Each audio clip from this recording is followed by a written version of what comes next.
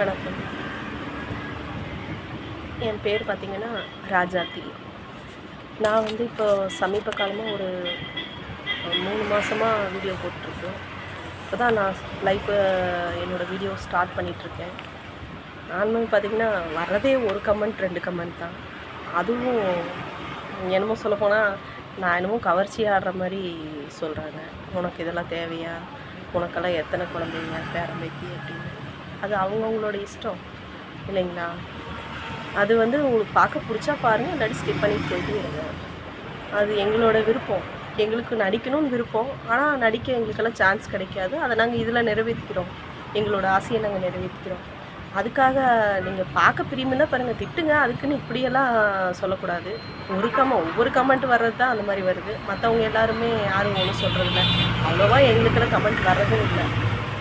பார்த்திங்கன்னா கவர்ச்சியாக நடிக்கிறவங்களும் அதே மாதிரி தான். அவங்களுக்கும் ஆசை இருக்கும். அவங்களும் அந்த மாதிரி ஒரு ஃபீலிங்ஸ் தான் நடிப்பாங்க. கவர்ச்சியாக நடிக்கிறவங்களும் பொம்பளைங்க தான், சரிங்களா? அவங்கள நான் இது வரைக்கும் அந்த மாதிரி நடித்ததில்ல, சொல்கிறேன். அவங்களும் வந்து பார்த்திங்கன்னா ஒரு ஆசையில் நான் இப்படி நடிக்கணும். சில்க் ஸ்மிதா உங்களுக்கு எல்லாத்துக்குமே தெரிஞ்சிருக்கும். நடிகை சில்க் ஸ்மிதா அவங்க பார்த்திங்கன்னா இப்போது அவங்க நடிக்கிற காலத்துலலாம் என்னமோ ரியலாக அவங்க வீட்டு புருஷனை வந்து அவங்க கைக்குள்ளே போட்டுக்கிற மாதிரி எல்லா வீட்டில் இருக்கிற பொம்பளைகளும் வந்துட்டு கண்டபடியே பேசுவாங்க. அவங்கள வாய்க்கு வந்ததை பேசுவாங்க. கிராமத்து பொண்ணுங்களுக்கெல்லாம் சொல்லியே தர வேண்டாம். அப்புறம் இவ படத்தை பார்த்து என் புருஷன் கெட்டு போகிறான் அப்படிங்கிற மாதிரி, படத்தை பார்த்து கெட்டு போகிறான் அப்படிங்கிற மாதிரி. அவங்க எந்த இடத்துல இருப்பாங்க, ஆனால் வந்து படத்தை பார்த்து கெட்டு போகிறான் அப்படிங்கிற மாதிரி பேசுவாங்க. இது நான் ஏன் சொல்கிறேன்னா, எல்லாத்துக்கும் ஒரு ஆசை இருக்கும் இல்லைங்களா? அதை வந்து இது மூலமாக ஒரு சின்ன சின்ன ஆசைகள் மூலமாக நிறைவேற்றிக்கிறாங்க, அவ்வளோதான் இல்லைங்களா? அதுக்காக ரொம்ப அசிங்கமாலாம் அவங்களெல்லாம் திட்டக்கூடாது. அவங்களும் பொண்ணுங்க தான். உங்கள் வீட்லேயே அம்மா, அக்கா, தங்கச்சிக்கு அந்த மாதிரி அதெல்லாம் ஆசைகள் இருக்கும். ஆனால் உங்களை மாதிரி ஆளுகனால அவங்க அதையெல்லாம் அடக்கி வச்சிட்ருக்காங்க, சரிங்களா?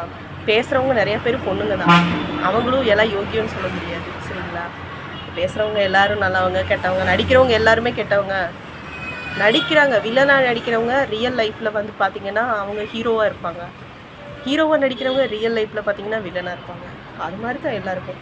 கவர்ச்சியாக நடிக்கிறவங்க எல்லாருமே வந்து ரியல் லைஃப்பில் வந்து இப்படியெல்லாம் வாழணும் அப்படின்னு சொல்லி ஆசைப்பட்டிருப்பாங்க. ஆனால் வந்து அவங்களுக்கு ஒரு வாழ்க்கையே இல்லாமல் போயிருக்கு. குழந்தைங்க, குட்டிங்க, ஏதோ ஒரு சிலருக்கு மட்டும்தான் அந்த மாதிரி அமைஞ்சிருக்கும்.